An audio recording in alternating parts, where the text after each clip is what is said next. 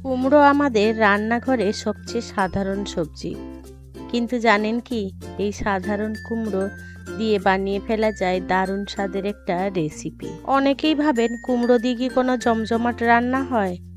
একবার মাছের মুড়োর সাথে মিলিয়ে দেখুন, স্বাদ হবে এতটাই অসাধারণ যা খেলে মনে গেঁথে থাকবে। বন্ধুরা, আপনারা যদি এইভাবে একবার কুমড়ো বানিয়ে দেখেন, যারা কিন্তু কুমড়ো খেতে চায় না তারাও কিন্তু চেটে পুটে খাবে। মাছের মুড়ো দিয়ে আপনারা কুমড়োর ঘন্ট বানিয়ে থাকেন, তবে এইভাবে যদি অর্থাৎ আমার মতন করে যদি একবার বানান, আশা করছি আপনাদের ভীষণ ভালো লাগবে। আমি খুবই কম উপকরণ দিয়ে আর একদমই সহজ পদ্ধতিতে করে দেখাবো, যে কেউ এটা খুব সহজেই বানিয়ে ফেলতে পারবেন আর এর স্বাদ মুখে লেগে থাকার মতো। দুপুরবেলা গরম গরম ভাতের সাথে এই কুমড়ো রেসিপিটি থাকলে একেবারে দুপুরবেলা ভাত খাওয়াটা জমে যাবে। তো বন্ধুরা, স্কিপ না করে সম্পূর্ণ ভিডিও দেখার অনুরোধ রইল। নমস্কার বন্ধুরা, ইজি কুক চ্যানেলে আপনাদের সবাইকে স্বাগত জানাই। চলুন শুরু করছি। বাঙালি ঘরের ট্রেডিশনাল কুমড়োর ঘন্ট রেসিপিটি বানানোর জন্য আমি এখানে 500 গ্রাম এরকম পাকা কুমড়ো নিয়ে নিয়েছি। এই রেসিপিটি বানানোর জন্য এরকম পাকা লাল লাল কুমড়ো হলে ভীষণ ভালো লাগে। আপনাদের পরিমাণ অনুযায়ী কুমড়োর পরিমাণটা নিয়ে নেবেন। এই মাছের মুড়ো দিয়ে কুমড়ো ঘন্ট বানানোর জন্য আমি এখানে একটা রুই মাছের মুড়ো নিয়ে নিয়েছি। আপনাদের হাতের কাছে যে কোনো মাছের মুড়ো দিয়ে কাতলা কিংবা মৃগেল মুড়ো দিয়েও বানিয়ে ফেলতে পারেন। ঘন্ট বানানোর জন্য আমি কুমড়োগুলোকে এরকম ডুমো ডুমো করে কেটে নিয়েছি। 500 গ্রাম কুমড়োর সাথে আমি এখানে 4টে মিডিয়াম সাইজের আলুও ডুমো ডুমো করে কেটে নিয়েছি। আর নিয়ে নিয়েছি খাম আলু, এই 7-8 টুকরো মতন।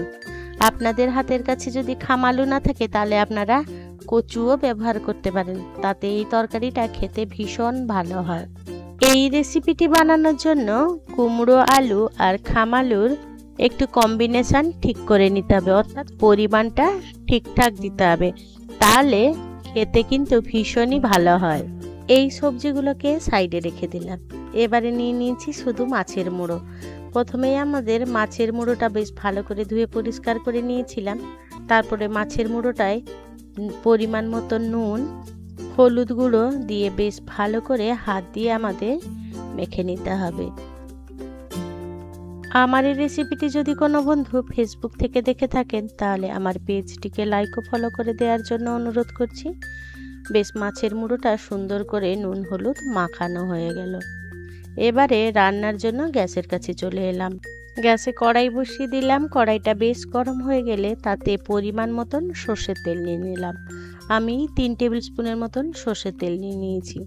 তেলে সামান্য একটু নুন দিয়ে দিলাম, যাতে মুড়োটা কড়াইয়ের গায়ে লেগে না ধরে। যারা নতুন রাঁধুনি আছেন তারা এই তেলের মধ্যে সামান্য একটু হলুদ দিয়ে দেবেন, তাহলে তেলের ছিটেটা আসবে না আর ভয়ও লাগবে না। এবারে তেলটা বেশ ভালো করে গরম হয়ে গেলে আমি মাছের মুড়ো দিয়ে দিলাম। এক পিঠ হয়ে গেলে আর এক পিঠ উল্টে নেব। উল্টে পাল্টে বেশ ভালো করে ভাজা করে নিতে হবে। তাতে মাছের মুড়োটা যত বেশি ভালো ভাজা হবে তত রেসিপিটা খেতে ভালো লাগবে। তাই উল্টে পাল্টে বেশ সুন্দর করে আমি মুড়োটাকে ভেজে তেল ঝরিয়ে তুলে রেখে দেবো। এবারে এই মাছ ভাজার তেলের মধ্যে আমি ফোড়নে দিয়ে দেবো 1 চামচ কালো সর্ষে আর 2টো শুকনো লঙ্কা। এই ফোড়ন থেকে যখন একটা সুন্দর মিষ্টি গন্ধ বেরোবে তখন আমরা কেটে রাখা কুমড়ো আর আলু সবজিগুলো দিয়ে দেবো। দিয়ে বেশ ভালো করে উল্টে পাল্টে আমাদের ভাজা করে নিতে হবে। আমার এই রেসিপিটি যদি কোনো বন্ধু ইউটিউব থেকে দেখে থাকেন তাহলে আমার এই ক্ষুদ্র চ্যানেলটিকে সাবস্ক্রাইব করে আমার পাশে থাকার জন্য অনুরোধ করছি। আর পাশে থাকা বেল আইকনটি অবশ্যই প্রেস করে রাখবেন। যখন আমি নতুন কোনো ভিডিও দেবো আপনাদের কাছে খুব সহজেই পৌঁছে যাবে। কথা বলতে বলতে আমি স্বাদ মতো নুন আর পরিমাণ মতন হলুদ গুঁড়ো দিয়ে দিলাম। এবারে দিয়ে দেবো 3টে মিডিয়াম সাইজের পেঁয়াজ কুচি করে নিয়েছিলাম, সেটাও দিয়ে দিলাম। দিয়ে সমস্ত উপকরণ ভালো করে ভাজতে থাকবো।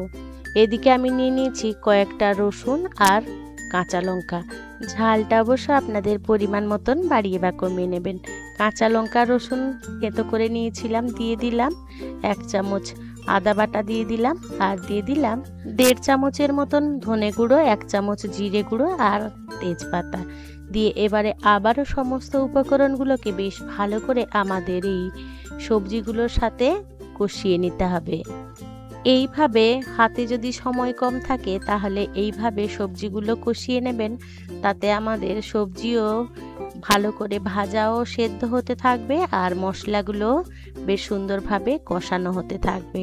আর এই প্রসেসে যদি রান্না করা হয় তাহলে সবজির স্বাদ কিন্তু অসাধারণ হয়।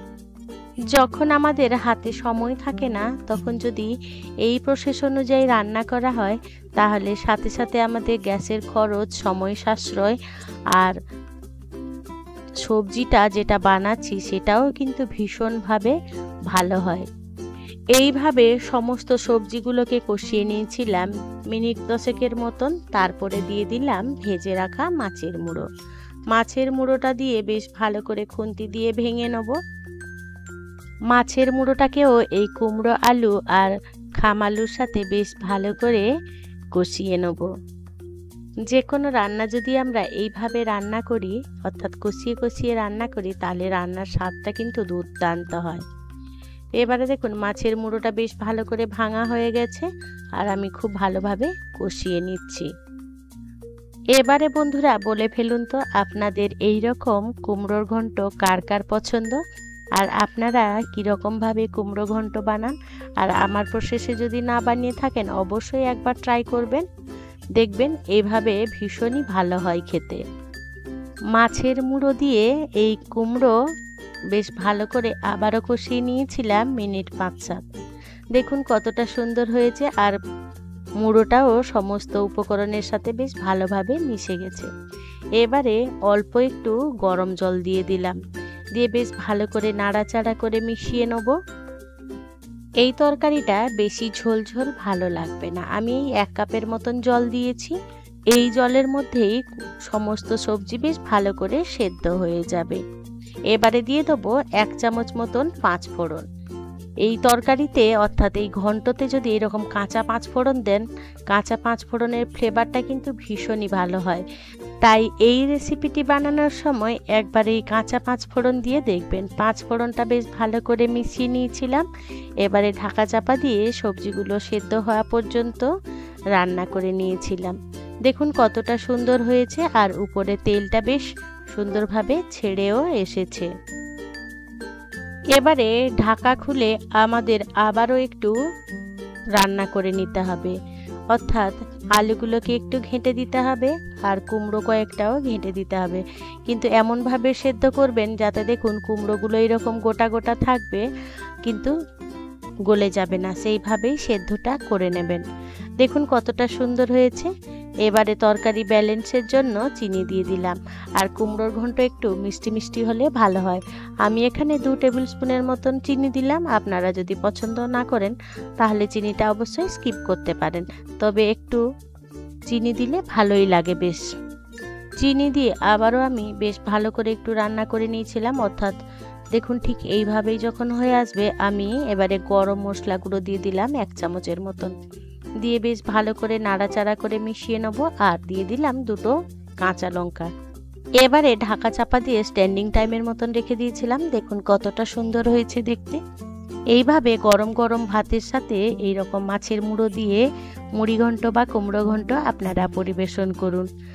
বন্ধুরা আজকে আমার এই রেসিপিটি আপনাদের কেমন লাগলো সেটা কিন্তু কমেন্টে জানাতে একেবারেই ভুলবেন না। যদি কোনো অংশে একটুও ভালো লেগে থাকে তাহলে ছোট্ট একটা লাইক করে দেবেন। আপনাদের এই ছোট্ট ছোট্ট লাইক আমাকে অনেক ইন্সপায়ার করে নিত্য নতুন রেসিপি বানানোর জন্য। আর যদি খুব বেশি ভালো লেগে থাকে তাহলে বন্ধু বান্ধব কিংবা প্রিয়জনদের সাথে শেয়ার করে তাদেরও দেখার সুযোগ করে দেবেন। এই রকম দারুণ স্বাদের মাছের মুড়ো দিয়ে কুমড়ো ঘন্ট দুপুরবেলা গরম গরম ভাতের সাথে পরিবেশন করুন। আমি আমার মতন করে পরিবেশন করে নিয়েছি, আর আপনারা আপনাদের পছন্দ মতন পরিবেশন করে নেবেন। হ্যাঁ বন্ধুরা, কমেন্ট বক্সের পাশে হাইপ অপশানটা আছে, ওটাও কিন্তু আমাকে দিতে একেবারেই ভুলবেন না। আপনাদের এই হাইপগুলো আমাকে অনেক অনেক দূর এগিয়ে যেতে সাহায্য করে। যে সকল বন্ধুরা আপনাদের মহামূল্যবান সময় দিয়ে আমার এই রেসিপিটি সম্পূর্ণ দেখলেন তাদেরকে জানাই অসংখ্য অসংখ্য ধন্যবাদ। আপনারা ভালো থাকবেন, সুস্থ থাকবেন। দেখা হবে পরের কোনো নিত্য নতুন রেসিপিতে।